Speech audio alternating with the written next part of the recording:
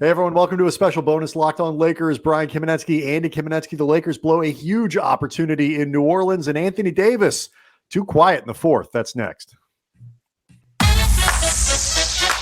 You are Locked On Lakers, your daily Los Angeles Lakers podcast. Part of the Locked On Podcast Network, your team every day.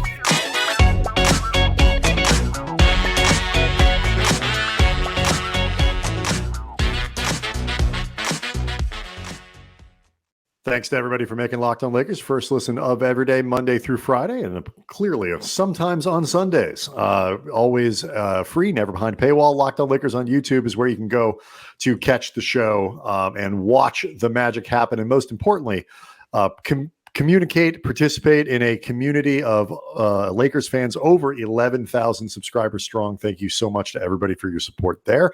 Obviously, a vibrant place to be these days around the trade deadline. So a lot to cover after the Lakers blow a 12-point lead at one point, Andy, in the second half. I believe it was as large as 12. Certainly double digits. 131 to 126 is the final score. They lose the last game of the road trip in New Orleans, a big opportunity that goes by the wayside, not just to finish the trip 3-2, Andy, but also to catch a team that they were chasing in the standings. So this one is costly on a lot of levels.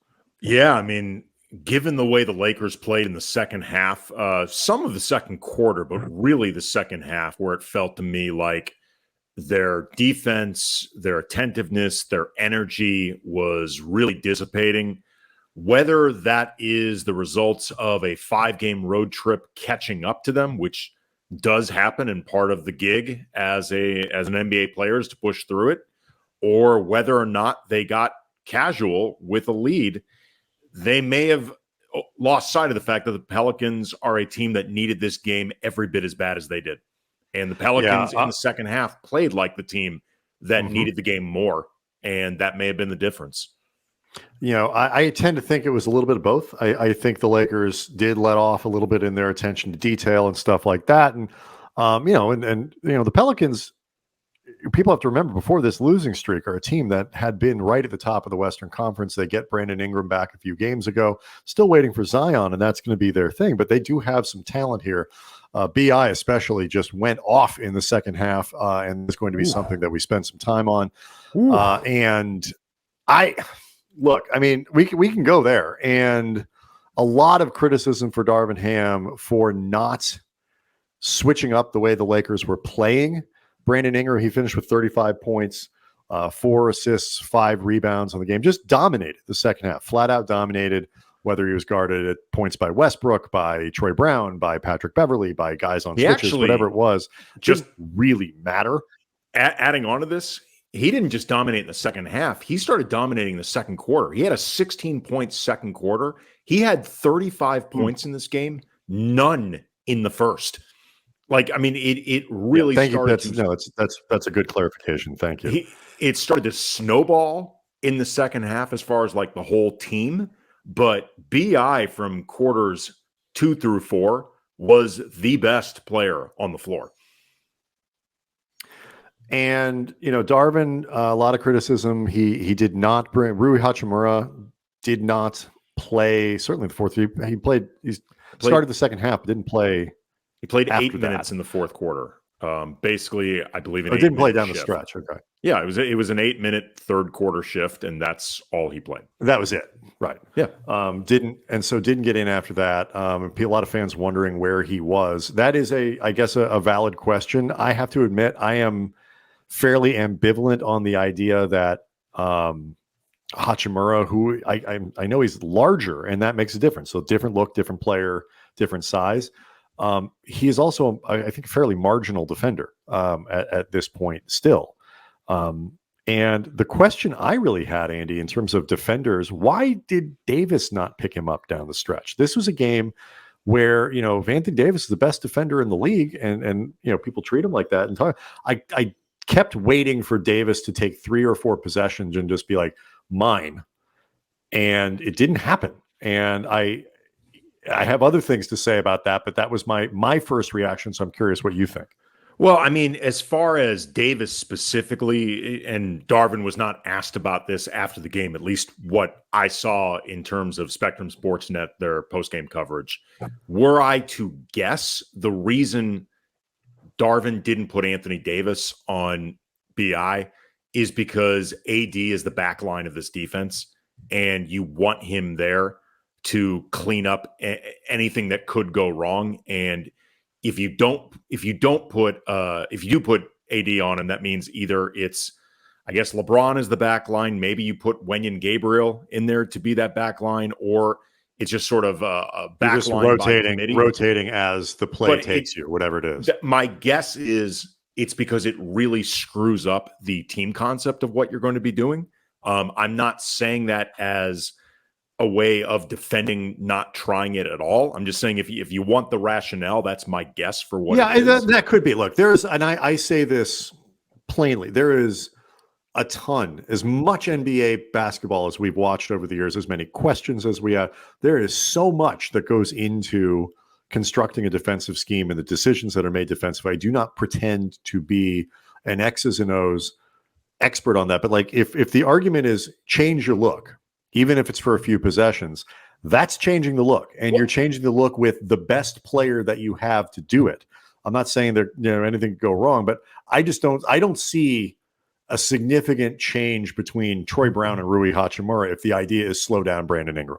Well, okay, this is what I would say. As far as the Rui piece of this, he did not play great in this game, period. Mm-hmm. I didn't think he was particularly effective. That being said, he was brought here in part to serve as a bigger body and offer the Lakers more physicality options. Mm-hmm. And actually this season, I think, has been decent guarding in isolation. And BI is more than anything else an isolation scorer. So I do think it would have been, if nothing else, worth Darvin trying this as a look later on. Like Troy Brown spent a lot of time guarding BI, and he worked his ass off. There were some baskets where BI had his way. There were some baskets where I think actually Troy made him work, and Brandon just made some really hard shots. Either way, BI was cooking Troy in the same way that he was cooking pretty much everyone that was on him. And honestly, the way BI, when he gets on a roll, can cook a lot of defenders in this league. Yeah. But sometimes what messes up a guy that's cooking is you just start switching up defenders on him to mess with their rhythm.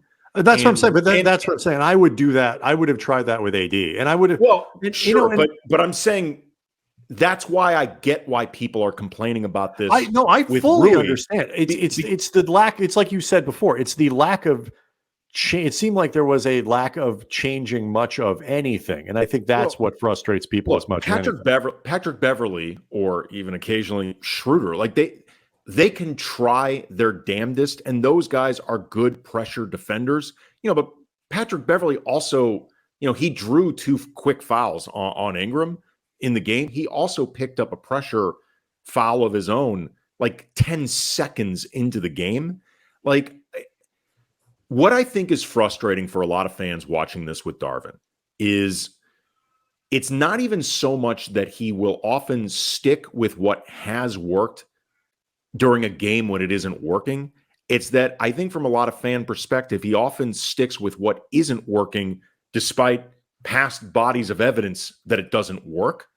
And in a case like this, I just feel like if you're not going to throw AD on him, which I think is a valid question and certainly could have been a strategy, if nothing else, to just try to F up Brandon for a few possessions, I do feel like you should have tried, different looks, whether you're talking about Rui, whether you're talking about throw in JTA for a few possessions, say just go play some defense, throw in Max Christie, like try different things as opposed to putting Patrick Beverly in an impossible situation. Right, or Troy and sort of running it out. Or LeBron. I mean, if you're going to have to do it, go I will LeBron. say, though, the benefit of keeping Brown on the floor is he was spreading the floor wonderfully in this game. So, I mean, like, Troy played well. That's not even. Yeah, and there was, so there was a reason, I think. It just, Hachimura wasn't great in this game. And so I didn't feel the impetus to put him back into it, particularly depending on who you're going to take out. But, like, the other thing that, Anthony Davis did not lose them this game. That is not my point. And he statistically was excellent. He finished with 34 points. He had 14 rebounds, he had 3 assists. He shot very efficiently from the floor, and so on and so on and so on. But it was a reminder to me of these games and these conversations that we've had throughout the season of, but it's like, it looks nice, but he was absent in the fourth quarter. And for all of their defensive breakdowns, for all of the things that the Lakers did wrong in terms of giving New Orleans energy in the fourth quarter and allowing them to really start piling on points, and Murphy's hitting 3-pointers, and they had a terrible sequence at the end of the third quarter where they give up a bucket and Wenyen turns the ball over on the inbound and Alvarado hits a 3, and then Murphy hits 2 threes to start the fourth. And so they scored 20 points in the fourth quarter. Like they lost this game because they couldn't defend, but also because they scored 20 points in the fourth quarter. I think AD had 1 bucket. He did. And he was 1 for 5 in the fourth quarter for 2 points. If you're 7 boards, but he did not score. If you're not going to pick up that assignment in the fourth, and there are guys who just say mine, Darvin, my guy for the next 3 possessions. And I'm not usually this dude who looks at stars and you take over the game, but sometimes, And if you're not going to be the guy who's dominating on the defensive side, and nobody on the Lakers was dominating the defensive side, you make sure your team doesn't score 20 points on the other. There was a sequence, and Stu Lance pointed this out during the game, and he was pointed out as I was typing, because we both take notes during the game, a reminder of things to bring up, where Larry Nance Jr. hit a corner 3, where it's one thing not to close hard on Larry Nance Jr. because he's not a 3-point shooter. That's not what he does. But there was no effort to even move towards him at all, which, if you give Larry Nance Jr. a wide open corner 3 practice shot, there's a decent chance he's going to make it. 35% 3-point shooter, something like that, 35, 36%. He's fine. Yeah. And AD was the guy that did not close on him. And, it's not often where you point out AD not putting in the effort defensively, but it felt sort of emblematic of a game where in the second half, LeBron was not putting in the effort defensively. Nobody, other than I guess Brown, Troy Brown working his ass off. Beverly always does. Westbrook was moving his feet. I mean, guys were. Westbrook didn't play in the fourth quarter. He did really either.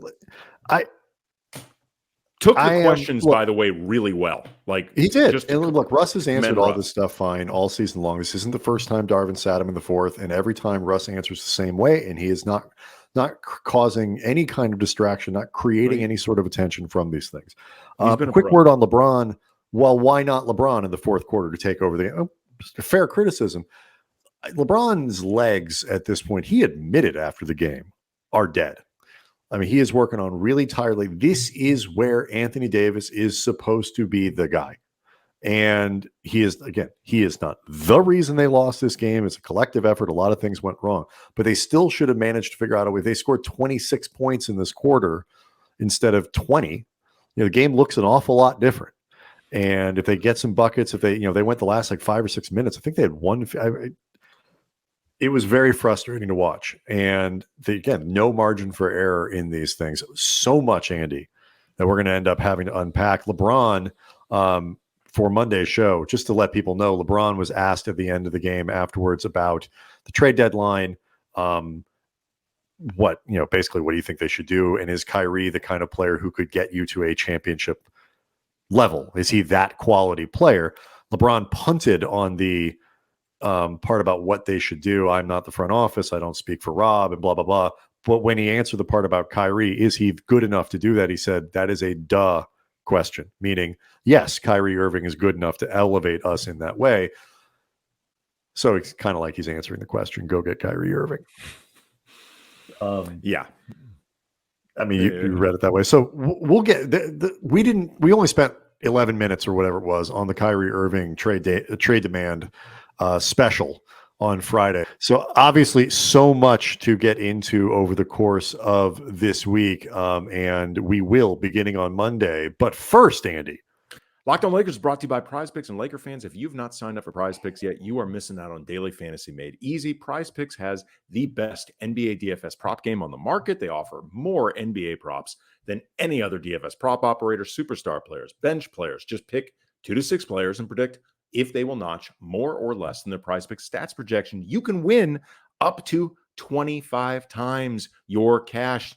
Prize Picks offers projections on everything from NFL, Super Bowl coming up, to women's college basketball, even disc golf. Use the award-winning app on both the App Store and Google Play. Entries can be made in 60 seconds or less. Safe, fast withdrawals. Download the Prize Picks app or go to prizepicks.com. Sign up, play daily fantasy sports. First-time users, you can get a 100% instant deposit match up to $100 with the promo code Locked On. Don't forget that promo code Locked On at the sign up for the instant match. If you're not playing Prize Picks, you don't know what you're missing.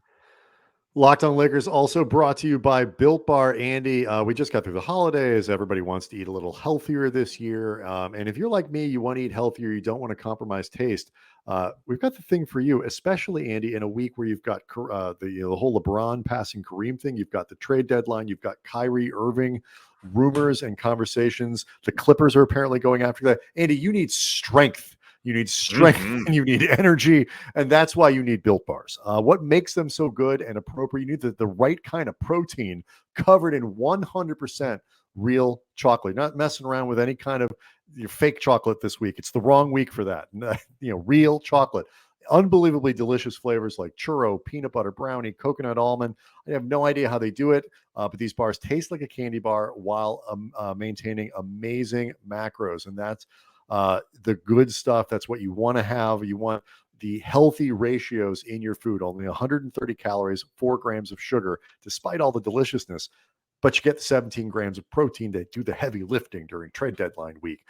So head to your nearest Walmart, by the way. If you don't want to just get the box shipped to you, you can go to your nearest Walmart to the pharmacy section and grab yourself a box of Built Bars. Pick up a 4 box of cookies and cream or double chocolate or coconut puffs. And if you're close to a Sam's Club, you can do it there too. Grab a 13-bar box with our hit flavors, brownie batter, churro. You can thank me later for all of this stuff. Built Bar, Andy, Built Bar.